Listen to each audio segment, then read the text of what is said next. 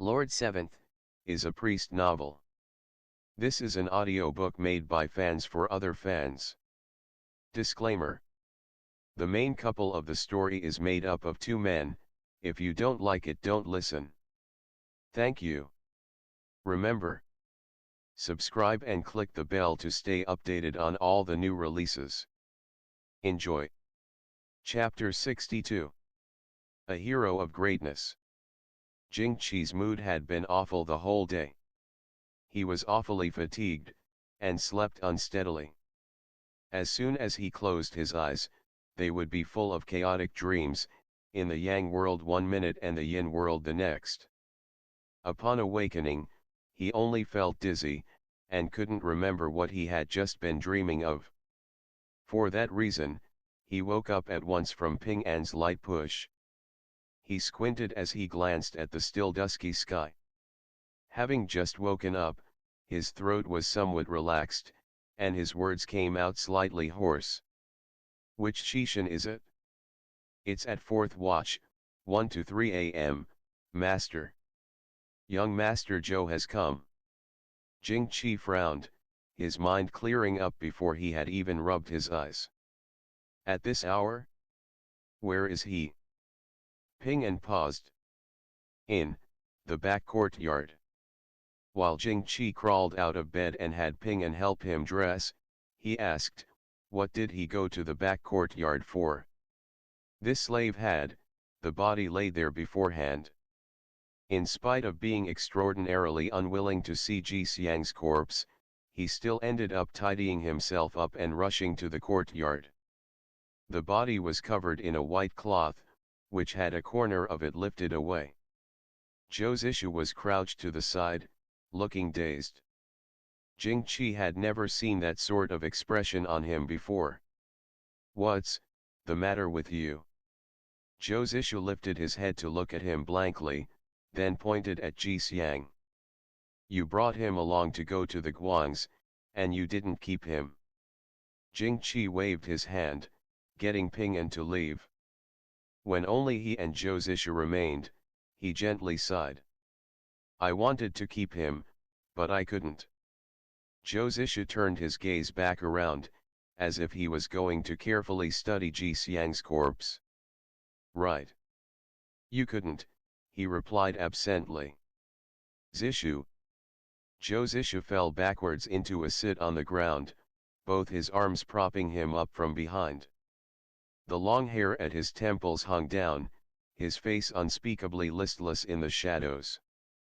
He inhaled deeply, slumped his shoulders, and forcefully wiped his face with his hand. Jing Qi walked up in front of him, then discovered that the other had a tangle of red veins in his eyes. He hadn't seen him for just a day, but he had gotten extremely haggard. Wuxia went out today, he heard him say, and ran into a song-selling girl in a restaurant. After giving her some tip money, she gave him this. Saying so, he took out a wrinkled, worded piece of paper from his sleeve and passed it to him. Suspicious, Jing Qi took it, and understood with only one look. His face went white immediately, and he suddenly lifted his head. Where is she? Who? Zhou's issue laughed dourly. You mean the girl at the restaurant? I'll handle her. Liang Juxiao, he said murderers pay with their lives.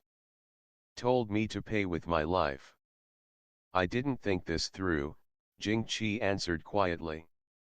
Massive wind and giant waves were both coming, but a little girl had unexpectedly overturned the boat, and he had nothing to say at that moment. This was my mistake, Zishu. Later, if you want to strike or kill anyone, I'll go along with how you handle things, but for this matter to be dealt with cleanly, absolutely no one else should be allowed to know. Take me to go see him first. Get up. Zhou's issue was pulled to a stand by him, swaying, and quietly watched him call for horses and carriages to be prepared, after which he followed him out. Zhou's issue's residence was hidden behind a large fabric shop, its storefront shut up. Passing through a secret door went to a small back courtyard, where a good many plum trees were planted. Once the plum blossoms bloomed in season, their fragrance could spread far and wide. Going even further in, and past a small veranda, there was another courtyard, but it looked much more heavily guarded. ChiChi took Jing all the way to the innermost part, then pushed open a small, shabby door in the corner. The doorway had several people guarding it. Inside was a sinister-looking holding area. "I locked him up in there," ChiChi said expressionlessly. Jing gave him a glance, then hurriedly followed after the lamp-leading old servant. The internals of the holding area were like a maze, with someone standing watch at every single turn. It seemed more guarded than the Ministry of Justice's prison. Upon coming to the furthest point, ChiChi stopped in his tracks, refusing to go inside. Jing looked at the guard, then said to the old servant, "Leave me a key. All of you, please leave for a short moment." Once everyone had withdrawn, he walked over and opened the iron door of the cell. Wuxia was shrunk into a corner. The food at the side hadn't been touched, already gone cold. Noticing Jing come in, he mutely raised his head to look at him, a bizarre smile coming off the corners of his mouth. "Ah, Prince. Many thanks for your hospitality that day." Jing walked over to his side without a word, looking down on him from up on high. The face of someone normally elegant and refined had gone cold, seeming to bring about an oppressive force out of thin air. As a result, Wuxia moved his eyes away to stare at the corner, speaking stiffly. "Have you come to be a go-between? I actually forgot that, in this slaughter of a loyal subject, you also had a part." All of a sudden, Jing reached out and picked him up by the collar, lifting him off the ground, then viciously pushed him against the wall, following which he smashed his fist into his stomach. Wuxia was stunned, having not expected him to hit him so readily, and he didn't avoid him automatically. With a muffled grunt, he bent over, and Jing punched him again on the chin. There was not a shred of relent in his fist, beating Wuxiao's head into dizziness and turning it to the side. Mouthful with the taste of rust, he opened it to spit out a mouthful of bloodied foam, then staggered back a few steps to the side. Seeing that Jing was about to give his other side a supplementary punch, Wuxiao quickly held up both his arms to block the front of his head.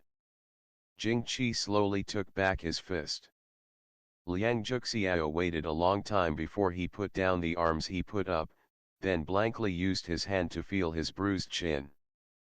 "Wuxiao, do you know how to write the word conscience?" he heard Jing say, a pause between each syllable.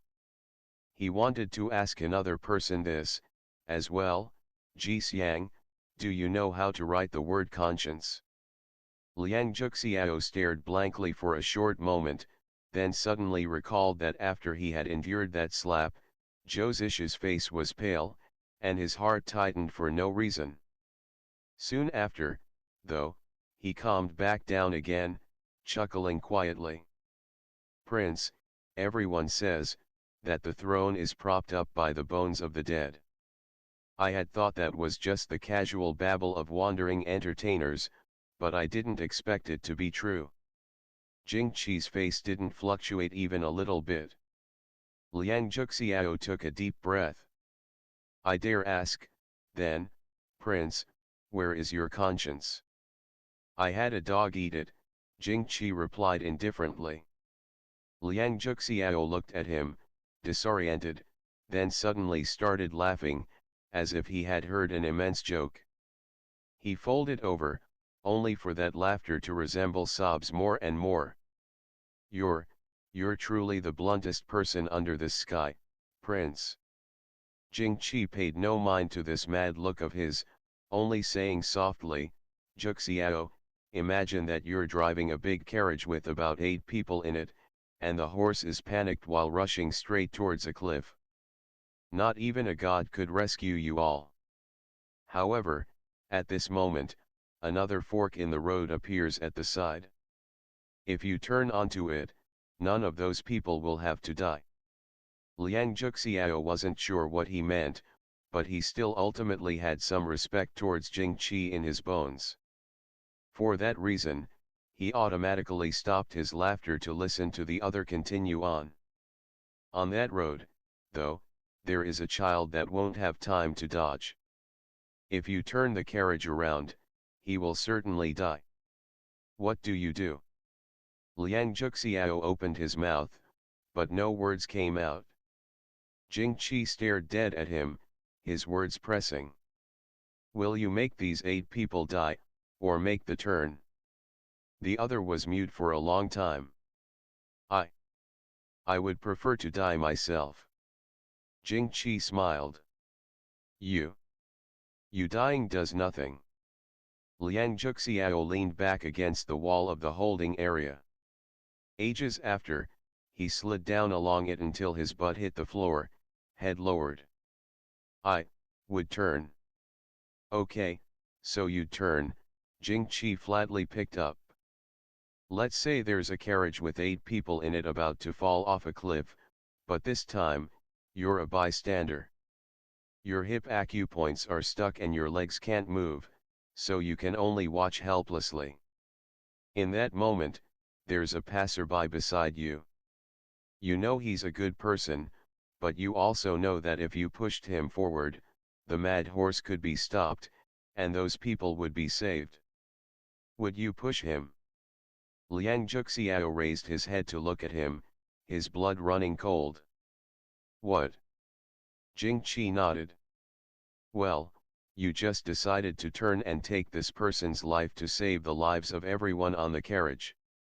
Therefore, this time, you should push him forward, too. What are you talking about? Liang Zhuxiao shouted. How could I, for no good reason, go and kill a good person? A ponderous smile showed on Jing Qi's face, causing that handsome, gentle countenance that Liang Zhuxiao was used to seeing to shortly turn harsh, and he heard him say, when you're driving the carriage and can only choose one path, you turn, using the life of one in exchange for 8 lives, and claim that you had no choice. Yet, when you're told to kill someone, you would rather watch these people die than be willing to dirty your own hands. Good, good, good. After those 3 successive goods, he laughed coldly. How awe-inspiringly righteous hero Liang is. How serving of the nation and its people, how lofty and above the crowd. With that, he turned and left, as if he disdained to even look at him. Liang Zhuxiao gazed at his retreating back, sitting on the ground in a daze. Striding around the corner, Jing Qi caught sight of Zhou standing there all by his lonesome. He sighed and reached out to pat him on the shoulder. Zhou smiled bitterly, grabbing his hand. I'll take you out for a drink later, he said, voice rough. Jing Qi shook his head. I owed you. What did this have to do with you, Prince? Zhou asked softly. You aren't a god. Are you also not a human? Jing Qi's heart jolted, and he laughed painfully a long while after. I'm human. I just eat human food, though, and don't really do human things. Take care of yourself. He quietly departed. No one brought closing the open cell door to mind. Liang Zhuxiao sat inside for however long, and Zhou stood outside for however long. It was only at daybreak of the following day that Liang Zhuxiao shuffled out from within. Upon seeing Zhou, he didn't say anything for a long time, finally calling out, "Brother." Zhou shut his eyes. He said nothing, merely opening his arms to gather him up into his embrace. The human world's complications couldn't be deeply pondered. To deeply ponder them was misery. Those who could dream big and float through life with a pot of unfiltered wine were greatly wise people, and had to have been greatly fortunate, as well. Liang Juxiao seemed to have become taciturn all of a sudden. Everything he had believed had been overthrown in the span of a night, but he had calmed down anyway. Zhou Zishu and Jing Qi both inwardly sighed in relief, but they couldn't look after him for the moment something had happened in the northwest. A few years prior, Zhang Zheng had put forward to his superior that the northwestern spring market was a cause for concern. Now, Zhang Zheng was dead, as if a jinx had come true. Zhao Zhenshu and his group had successively fallen off their horses. In former years, all spring markets had been organized by him, so when the market happened this year, the northwestern Vikara people abruptly discovered that the officials handling it had entirely switched to a new batch of faces. Not only that, but this batch of people also didn't know how things worked around there. The Northwest had just undergone a purge. Who would have dared to defy the law at this current critical juncture? Hence, as far as the commoners of the Great Qing were concerned, forcible taxing and levies were to be scarce. As far as the Vikara were concerned, then, big-ticket secret business deals and income were cut off. The Vikara's ambitions were thriving, and, beyond that, an extraordinary person had come to be. He was a leader named ChiCi. In just a short couple of years, very nearly every part of the northwestern barbarian clans had already been subdued by him. His domain grew bigger and bigger, and his power grew bigger and bigger, so his ambition naturally also grew bigger and bigger. And, at last, the opportunity for his ambitions to burst out of his chest had arrived. At the start of this summer, the Northwest had reported the critical situation of mutiny. The Great Qing's northern defenses, which had been undisturbed for more than 100 years, suddenly suffered an attack out of the blue. The defending army that was pretty much half retired to civilian life retreated in defeat step by step, and in the span of a month, 9 cities had been successively lost. Now, the weather had truly changed. Helian Pei genuinely understood that something had happened this time around, and even attended court meetings for a couple of days, always patiently sitting on his throne as he listened to civil officials and generals holler the entire meeting into a hideous quarrel of 10 million ducks.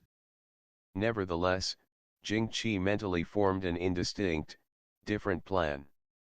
End of the chapter. Stay tuned for more BL.